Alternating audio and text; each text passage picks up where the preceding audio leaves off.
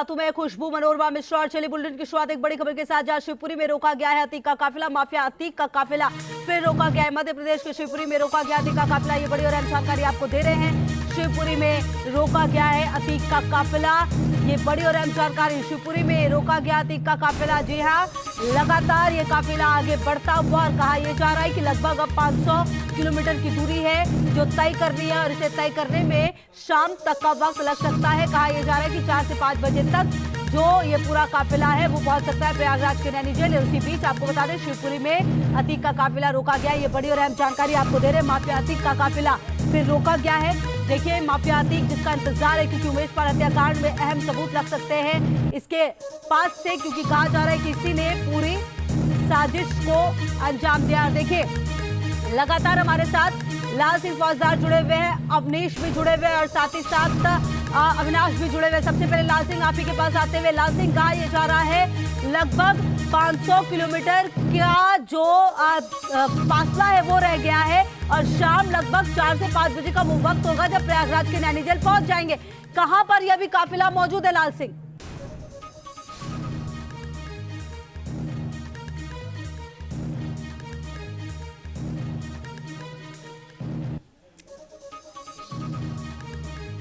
तो चलिए हम लाल सिंह फौजदार से भी जुड़ेंगे क्योंकि लगातार वो काफिले के साथ मौजूद है। एक एक अपडेट वो हमें दे रहे हैं। इसी बीच अवनीश से भी बातचीत कर लेते हैं। अवनीश, शिवपुरी एक काफिला रोका गया है, शिवपुरी में क्या जानकारी मिल पा रही है अवनीश?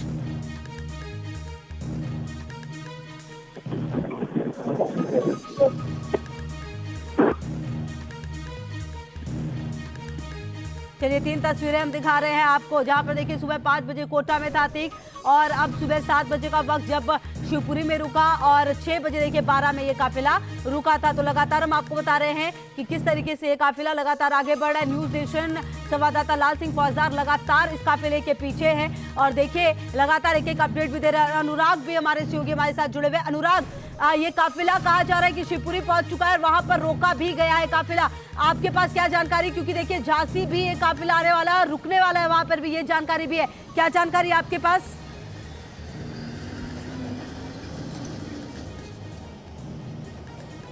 हाँ बिल्कुल, अगर हम झांसी की बात करें तो ये जो काफिला है ये जो शिवपुरी से निकलेगा तो उसके बाद और झांसी के लिए वो किस रूट से आएगा वो हम सबसे पहले आपको रूट दिखा देते हैं। ये आप हमारे पीछे देख सकते हैं, ये रक्षा टोल प्लाजा है और यही एक सबसे महत्वपूर्ण सेंटर है जहां से एक तरह से ये माना जाएगा कि जो पूरा काफिला है वो यूपी के अंदर प्रवेश कर गया है। हालांकि जो बॉर्डर है यूपी की वो इससे काफ़ी पहले है, क्योंकि जैसे ही शिवपुरी से निकलेगा मध्य प्रदेश की बॉर्डर होते हुए फिर यूपी के बॉर्डर में एंटर करेगा। लेकिन ये जो टोल प्लाजा है ये सबसे ज़्यादा महत्वपूर्ण माना जा रहा है। यहाँ की अगर हम बात करें तो आप देख सकते हो हमारे दाहिने तरफ एक एम्बुलेंस को भी रखा गया है। अगर किसी इमरजेंसी में बाकी की अगर ज़रूरत पड़ती है तो वहाँ पर उसको इस्तेमाल किया जा सकता है। और साथ ही साथ यहाँ पर एक बात ये भी देखी जा सकती है कि चूँकि यहाँ पर सुविधाएँ होती हैं, टोल प्लाजा में वॉशरूम वगैरह होता है, तो अगर ऐसी कोई ज़रूरत पड़ती है तो ये भी हो सकता है कि शायद अतीक के काफिले को यहाँ पर रोका जाए।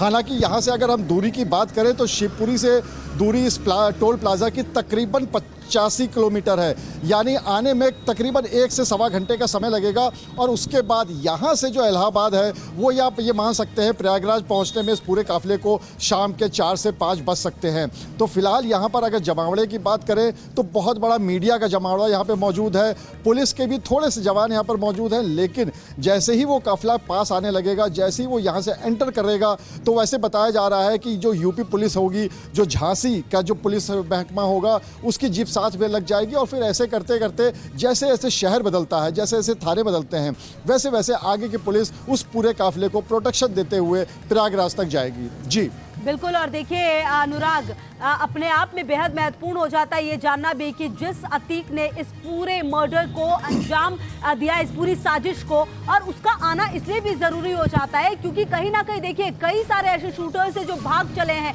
कई लोग ऐसे हैं जो जद में नहीं है। ऐसे में पूरे प्लान का खुलासा हो सकता है और इसीलिए बेहद महत्वपूर्ण हो जाएगा कि उसे सही सलामत और बिल्कुल सुरक्षा में प्रयागराज के नैनी जेल में पहुंचाया जाए।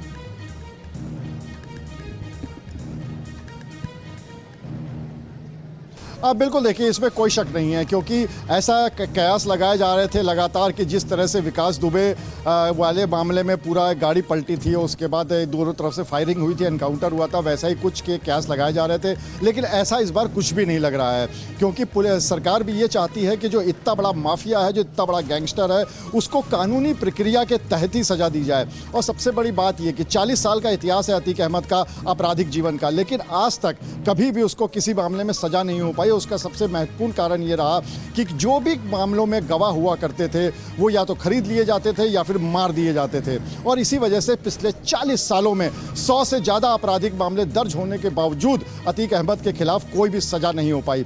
लेकिन ये जो राजू पाल वाला मामला था, जिसमें कि एकमात्र चश्मदीद गवाह उमेश पाल था, उमेश पाल को जिस तरह से अपहरण करके ले गए, फिर मारा पीटा, फिर बयान करवाए, ज़बरदस्ती बयान करवाए, फिर जब उमेश पाल छूट के आए तो उन्होंने फिर अपने वहाँ पे पुलिस को और सरकार को और कोर्ट को बताया था कि हमें ज़बरदस्ती ये सब काम कराया गया। उसके बाद वही चश्मदीद गवाही सबसे महत्वपूर्ण रही। हालांकि उमेश पाल को भी इसीलिए मार दिया गया क्योंकि अतीक अहमद का इतिहास रहा है कि जितने भी लगातार अपडेट आपसे लेंगे। और इसी बीच जो एक बड़ी खबर आ रही है वो अपने दर्शकों को बता दें। माफिया अतीक से जुड़ा इस वक्त का बड़ा अपडेट सामने आ रहा है, जहां शिवपुरी से झांसी की ओर बढ़ रही है पुलिस की गाड़ियां। एमपी पुलिस की गाड़ियां काफिले में शामिल हो गई है। ये बड़ी अहम जानकारी।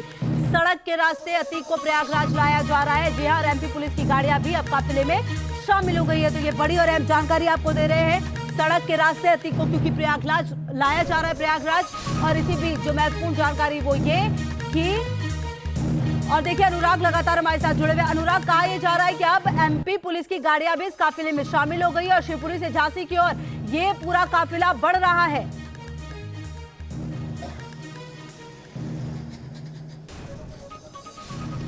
जी बिल्कुल, जैसा कि मैंने बताया था कि जैसे जैसे राज्य चेंज होता है तो सबसे पहले उस राज्य की जो पुलिस है वो साथ में आती है, और उसके बाद जैसे जैसे शहर चेंज होते हैं, क्योंकि एक शहर की पुलिस की जीप या पुलिस का जो महकमा है वो लगातार आगे तक नहीं जा सकता, तो इसलिए जो भी उस शहर की पुलिस होती है वो साथ होती है और वो उस बॉर्डर तक होती है जिस बॉर्डर पर दूसरा शहर ना शुरू हो जाए। और जैसे ही दूसरा शहर शुरू होता है तो वहाँ पर उस शहर की पुलिस आ जाती है। तो इसी को देखते हुए पूरा जो काफिला कल से चल रहा है और यही पूरा तरीका भी होता है। तो इस समय जो काफिले में एमपी पुलिस साथ में आ गई है, उसका भी कारण यही है क्योंकि एमपी बॉर्डर शुरू हो चुका है। जिस तरह से पहले गुजरात से राजस्थान, राजस्थान से एमपी, और जैसे ही एमपी के बाद यहाँ पर यूपी के अंदर प्रवेश होगा, और खासकर हमारे जो पीछे टोल प्लाजा है यही सबसे ज़्यादा की पॉइंट है, क्योंकि एक तरह से ये माना जा सकता है कि जो यूपी के अंदर इस पूरे काफिले का प्रवेश होगा वो इसी टोल प्लाजा के माध्यम से होगा। हालांकि बॉर्डर इससे पहले है यूपी का, लेकिन चूंकि टोल प्लाजा है, बड़ा टोल प्लाजा है, झांसी एक महत्वपूर्ण शहर है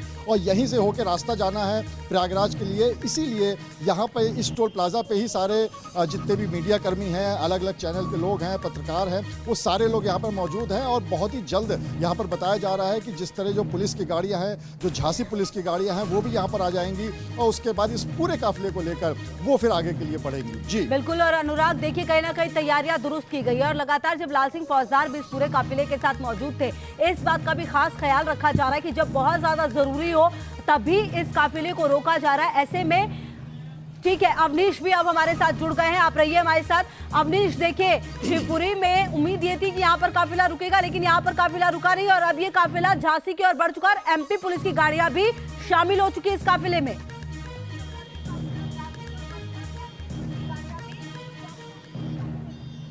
जी बिल्कुल, शिवपुरी से हम आगे निकल चुके हैं और जैसे कि उम्मीद थी कि शिवपुरी टोल प्लाजा जो रामनगर पे पड़ता है वहाँ पर ये काफिला रुके, लेकिन वहाँ रुका नहीं, क्योंकि उससे पहले ही ये करीब 12 किलोमीटर पहले जब मध्य प्रदेश पुलिस का एस्कॉर्ट इसको मिला, वहाँ पर ये थोड़ी देर के लिए रुका था।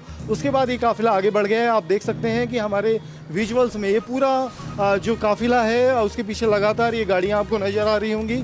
आगे पुलिस का ये बख्तरबंद वाहन है जिसमें अतीक अहमद को ले जाया जा रहा है। यहाँ से झांसी की तरफ हम बढ़ चुके हैं, करीब 500 किलोमीटर का सफ़र इधर से बाकी है और उसके बाद इलाहाबाद प्रयागराज हम पहुँचेंगे।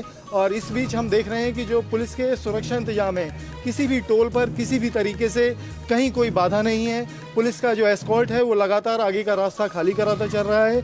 यूपी में इस तरह की डायरेक्शन है कि वहाँ पर जो आसपास काफिले के आसपास किसी भी तरीके से आम ट्रैफिक नहीं चलना चाहिए, वहाँ पे और क्लियर रूट मिलेगा। ठीक है, तो बेहद महत्वपूर्ण तस्वीर अवनीश आप लगातार दिखा रहे हैं। तो शिवपुरी से ये काफिला झांसी की तरफ बढ़ चुका है। लगातार ये अपडेट, लगातार तमाम रिपोर्टर्स ग्राउंड जीरो